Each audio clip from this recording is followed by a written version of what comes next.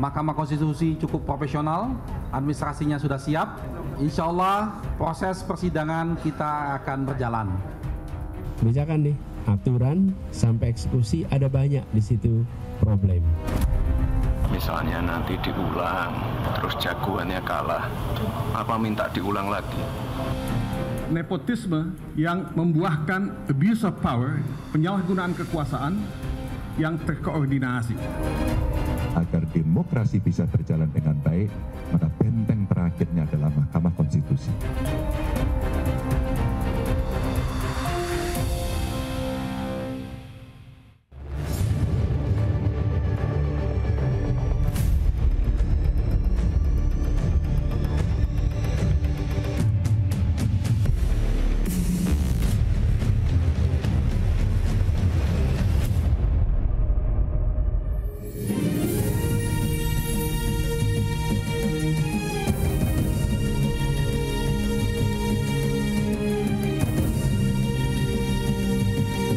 Disiarkan langsung dari studio MNC Conference Hall Ainus Tower, Jakarta.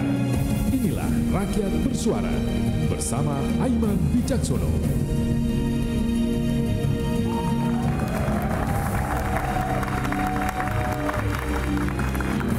Selamat malam pemirsa dimanapun berada, dan juga selamat malam para hadirin yang berada di studio MCH Ainus di Kebon Siri, Jakarta Pusat. Besok kita akan menyaksikan pertama kali sidang Mahkamah Konstitusi. Dan hari ini saya akan menghadirkan sejumlah pihak yang kemudian terkait dengan sengketa besok. Apakah itu tim hukumnya, apakah itu pendukungnya, dan juga pengamat yang independen. Hasil pemilu memang telah ditetapkan, namun beragam pelanggaran dan penyimpangan banyak yang kemudian disuarakan. Sempat tercederai, kini benteng terakhir konstitusi kembali diuji. Meski memiliki catatan hitam, beberapa pihak meyakini MK masih memiliki sikap kenegarawanan. Ini persidangan akan jadi arena pertandingan. Bukti, saksi, serta argumentasi disiapkan. Tuntutannya pun tak tanggung-tanggung, pemilu ulang hingga paslon 02 didiskualifikasi. Adu bukti buat demokrasi bersama saya Aiman Wicaksono. Inilah Rakyat Bersuara.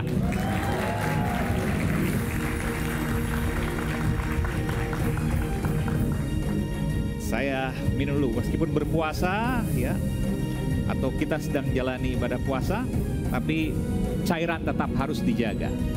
Jangan lupa untuk mengasup cairan di luar masa puasa tentunya.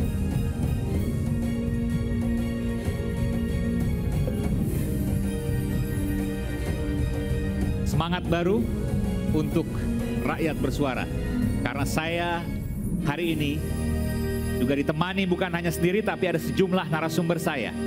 Yang pertama, Bung Zuhad dari Tim Hukum Nasional Amin, Timnas Amin. Bung Zuhad, selamat malam.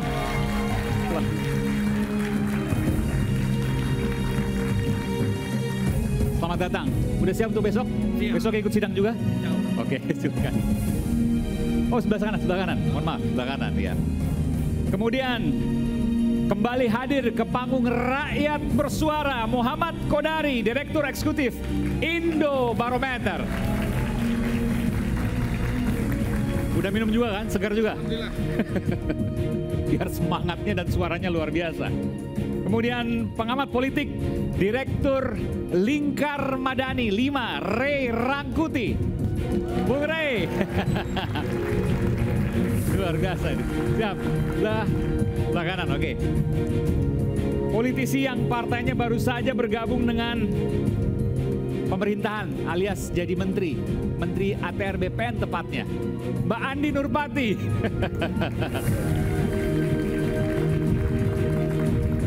Mbak Andi, ini sebelah sini. Juru bicara tim pemenangan nasional Ganjar Mahfud, Bung Ciko Hakim. Apa kabar Bung Ciko? Dan pakar hukum tata negara, anggota 3 serangkai, apalagi kalau bukan dirty vote, Bung Ferry Amsari. Bung Ferry, silakan.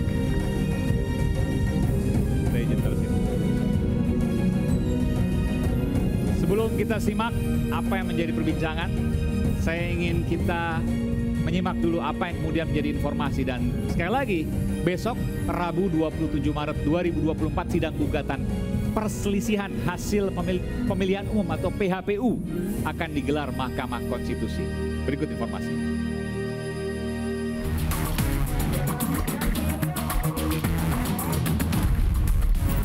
Sengketa pemilu 2024 telah dimulai. Pintu gerbang Mahkamah Konstitusi terbuka lebar seusai KPU mengumumkan hasil pemilu 2024. Kubu Anies Mohaimin menjadi yang pertama menggugat hasil Pilpres 2024 ke MK. Mahkamah Konstitusi cukup profesional, administrasinya sudah siap. Insya Allah proses persidangan kita akan berjalan. Tentunya dalam fakta-fakta yang kami sampaikan, kami lampirkan juga dukungan bukti-bukti di lapangan. Tim Demokrasi Keadilan Ganjar Mahfud menyusul tim Anies Mohaimin menggugat hasil Pilpres 2024 ke MK pada Sabtu sore. Nepotisme yang membuahkan abuse of power, penyalahgunaan kekuasaan yang terkoordinasi. Dalam tuntutan perselisihan hasil pemilihan umum, Timnas Anies Mohaimin dan TDK Ganjar Mahfud meminta diselenggarakan pemilu ulang dengan mendiskualifikasi Prabowo Gibran. Cawapres Gibran Rakabuming Raka pun mengomentari gugatan Anies dan Ganjar. Misalnya nanti diulang, terus jagoannya kalah, apa minta diulang lagi? Apakah minta diulang sampai menang? Itu. Sekali lagi, kalau ada yang kurang berkenan, silakan melalui jalur-jalur yang sudah ada. Calon Presiden Ganjar Pranowo menyebut gugatan hasil Pilpres 2024 merupakan benteng terakhir mengawal demokrasi dari kecurangan pemilu. Agar demokrasi bisa berjalan dengan baik, maka benteng terakhirnya adalah Mahkamah Konstitusi. Sidang perdana PHPU digelar Rabu 27 Maret 2024. Adapun putusannya akan dibacakan pada Senin 22 April 2024. Mungkinkah tumpukan bukti Anies Ganjar bisa membatalkan hasil Pilpres 2024?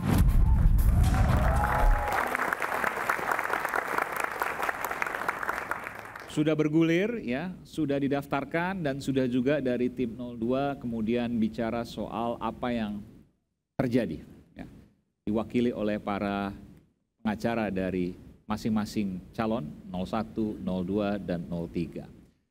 Saya ingin ke Bung Kodari dulu. Bung Kodari, atau sebelum Bung Kodari saya ke Mbak Andi dulu deh. Mbak Andi, ada komentar terkait ini? Besok akan mulai sidang. Mbak Andi besok juga datang ke Mahkamah Konstitusi. Terima kasih Mas Eman. Jadi terkait dengan Mahkamah Konstitusi saya kira ini memang sudah dijamin oleh Undang-Undang Pemilu itu sendiri, baik pemilu legislatif maupun pilpres ya, bahwa apabila ada perselisihan hasil pemilu, maka ruang atau pintunya untuk melakukan gugatan ada di Mahkamah Konstitusi. Jadi ini sudah sesuai dengan peraturan perundang-undangan sebetulnya. Nah karena itu apa yang sudah kita ketahui bersama bahwa pasangan 01 dan 03 sudah mengajukan gugatannya ke MK, maka tentunya pasangan 02 dan bukan digugat ya, tapi menggugat KPU kan sebetulnya kalau di MK itu bukan menggugat paslon. Nah oleh karena itu kita akan melihat pembuktian-pembuktian, kemudian saksi-saksi yang diajukan nanti pada sidang Mahkamah Konstitusi. Misalnya ada gugatan yang mengatakan tadi bahwa ingin supaya pasangan Prabowo Gibran ini didiskualifikasi. Pembuktian apa yang diajukan, ya kan? Saksi apa yang seperti apa yang diajukan untuk meyakinkan hakim bahwa memang layak untuk didiskualifikasi sesuai dengan peraturan perundang-undangan. Yang saya tahu bahwa salah satu aspek yang menyebabkan bisa didiskualifikasi adalah terbukti money politik. Terbukti money politik ini dilakukan oleh paslon yang juga tentu diproses melalui proses pengadilan. Nah sampai dengan detik ini saya juga menjadi saksi partai politik di pleno KPU RI, di mana di situ juga ada saksi paslon, semua paslon, itu juga dilakukan rekapitulasi. sejauh ini tidak mendengarkan bahwa ada gugatan atau laporan mereka ke Bawaslu misalnya terkait dengan money politik. Hanya yang money kedua, politik. Hanya money politik. Oke. Yang kedua, kalau yang ingin digugat misalnya bahwa Gibran tidak memenuhi syarat, toh juga sudah ada dasar hukumnya dengan putusan Mahkamah Konstitusi sendiri yang memberikan hak kepada warga negara dengan batas umur yang sudah diturunkan dari yang undang-undang putusan awalnya. 90 itu. Iya. Jadi menurut saya tidak ada yang dilanggar oleh KPU dalam konteks penyelenggaraan Pilpres ini, termasuk partai politik yang mengusung. Tentunya misalnya Partai Demokrat juga sudah mengusung pasangan Prabowo Gibran, itu karena juga sudah mengetahui bahwa memang diperbolehkan dan disahkan oleh MK aturan itu sehingga bisa dijadikan sebagai pasangan calon. Dan tentunya saya kira untuk melihat apakah nanti gugatan itu akan dikabulkan oleh MK, ya memang menjadi kewenangannya MK. Tetapi sejauh ini kita belum melihat apa sih bukti-bukti yang diajukan sehingga membuat gugatannya, bunyi gugatannya itu harus mendiskualifikasi dan mengulang pemilu. Kan dua hal ini bukan perkara yang kecil ya. Maksudnya reasoning hukumnya itu apa? Misalnya kalau pemilu diulang itu sudah ada juga diatur PSU namanya. Tapi itu tidak seluruh TPS. Tapi apabila ditemukan ada pelanggaran-pelanggaran yang terjadi pada 1, 2 atau beberapa TPS, misalnya ada pemilih yang tidak berhak terus ikut memilih, ada yang memilih mencoblos 2 kali atau 3 kali. Nah, apabila ditemukan seperti itu memang bisa langsung jadi kalau menurut Mbak Andi, jadi untuk menurut saya diskualifikasi dan PSU seluruh Indonesia, itu tidak mustahil. Mungkin ya, tidak mungkin. Hil mustahil. Ya, karena kita sudah melihat bahwa reasoning dan yang dilakukan selama ini oleh dua pasangan calon itu tidak mengajukan hal itu juga di level-level bawah ya. Misalnya di tingkat RKPPK, KPPS, KPU Kabupaten Kota, bahkan saya sendiri tiap hari lebih 20 hari itu sama-sama dengan juga saksi paslon berada di rekapitulasi nasional. Saya mendengar dan tahu persis apa yang dipersoalkan oleh saksi pasangan calon. Jadi tidak ada hal-hal yang dimaksud tadi untuk kategori 2 ini gitu. Makasih. Saya ke Bung Zuhad dulu. Ada jawaban soal itu? Hil mustahil. Mustahil kalau untuk 2 tadi. Diskualifikasi calon apakah salah satu atau keduanya, dan PSU di seluruh Indonesia. Oke, baik. Terima kasih, Bung Aiman. Bagi kami, pemohon 01, itu bukan sesuatu yang mustahil. Bukan mustahil, kenapa? Bukan sesuatu yang mustahil, kita bisa menjelaskan itu. Pertama, saya langsung ke poin yang soal kenapa kita meminta supaya ada diskualifikasi. Jadi argumen pertama yang kita bangun adalah karena menurut kita, proses pendaftarannya Pak Gibran itu bermasalah. Jadi jangan salah membidik, kita nggak mempersoalkan putusan 90. Putusan 90 sebagai putusan Mahkamah Konstitusi yang final and binding ya sudah selesai. Itu sebagai syarat material dari seorang capres atau cawapres dalam hal usia gitu ya. Yang kemudian disepadankan dengan pernah atau sedang menjabat sebagai kepala daerah. Nah, yang kita soal adalah bagaimana dalam proses pendaftaran itu KPU terkonfirmasi dengan putusan DKPP gitu, itu tidak profesional dalam menindaklanjuti putusan MK 90 itu sendiri.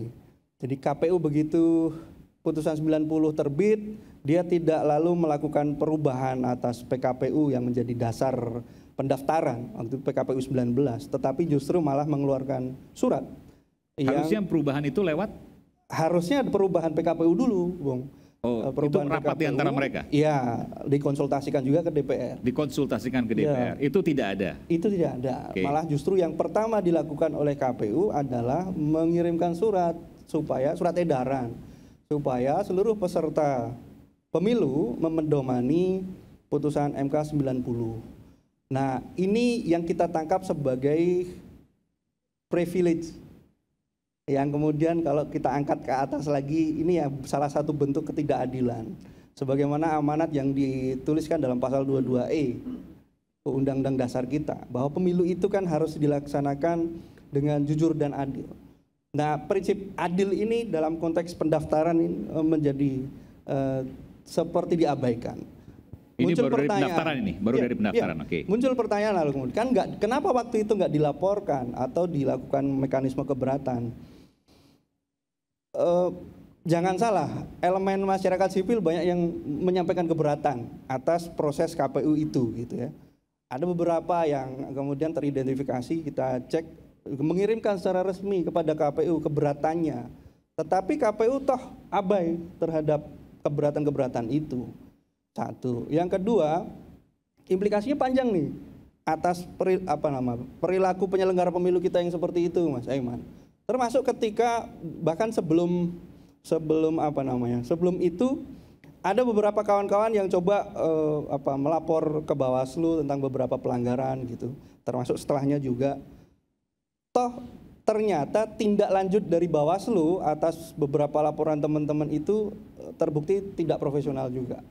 Ada beberapa, misalkan saya kutip laporan tentang dugaan money politik di CFD itu, bagi-bagi susu gitu. Itu dinyatakan langsung tidak memenuhi syarat material tanpa ada penjelasan.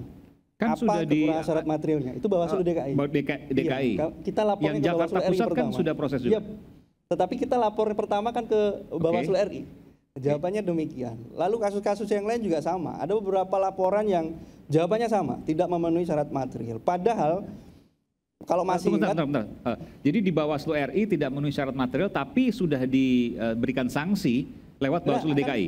Kronologisnya, jadi ketika Bawaslu... Ini waktu bagi-bagi susu di Car Free Day ya? Betul. Mas Gibran waktu jadi itu. Ketika Bawaslu RI menangani kasus ini dinyatakan tidak memenuhi syarat material, selang 1 minggu kalau tidak salah dari situ, kemudian tiba-tiba Bawaslu DKI menyatakan ada dugaan pelanggaran. Nah itu kita nggak ngerti bagaimana internal Bawaslu ya terkait soal ini, kita nggak ngerti.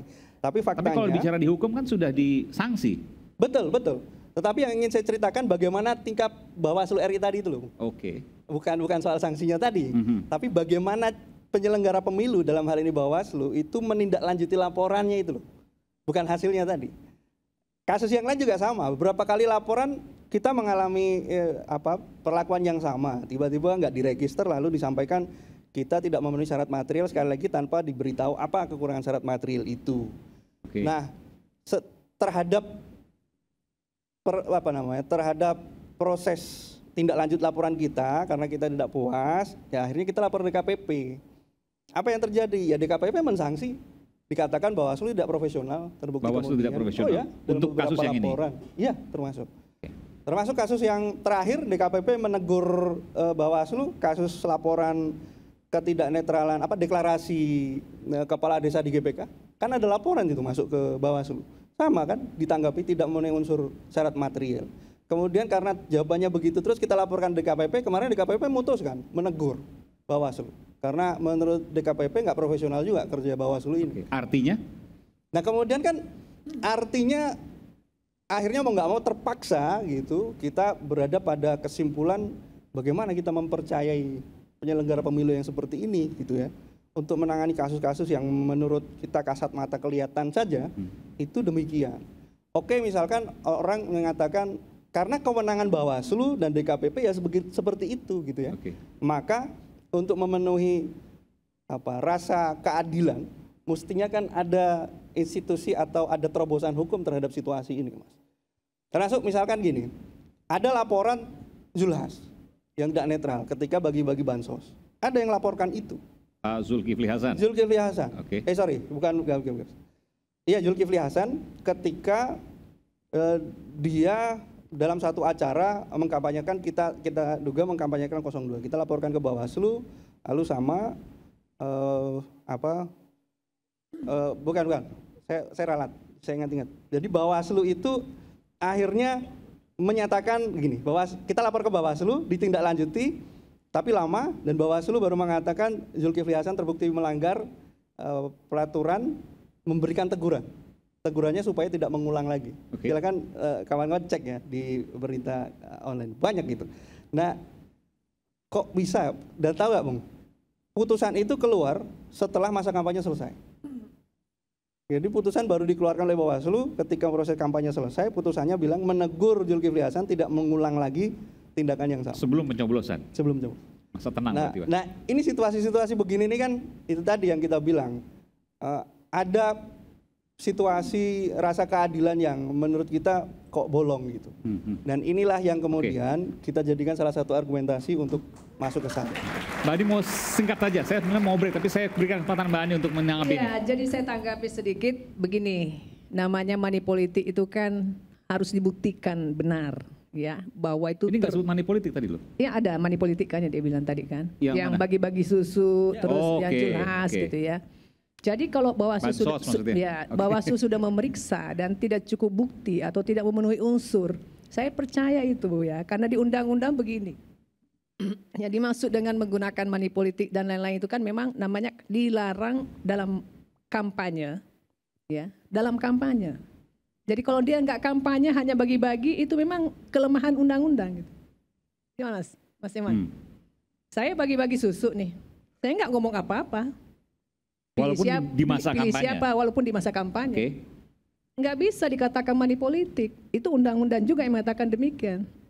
Jadi kasih uang misalnya nggak sebut harus pilih saya, itu nggak apa-apa? Nggak apa-apa. Itu undang-undangnya bilang begitu. Oke. Ya, jadi begini, saya mau jelaskan sedikit bahwa inilah yang undang-undang kita sudah mengatur yang dimaksud dengan kampanye dengan menggunakan money politik untuk memilih seseorang itu definisi kampanyenya harus lengkap. Oke. Ada visi, ada misi, ya kan? Ada ajakan untuk memilih. Oke. Saya gelar dangdutan misalnya, lalu saya bagi-bagi uang, tapi saya nggak bilang pilih saya, enggak. Cuma kasih uang aja, gelar, ada panggung dan lain sebagainya. Nah itu sebetulnya menurut undang-undang tidak masuk kategori money politik. Ini saya mengoreksi juga undang-undangnya. Kita akan kembali sesaat lagi, kita akan nanti dengarkan apa yang bisa disampaikan. Saat lagi, pemirsa.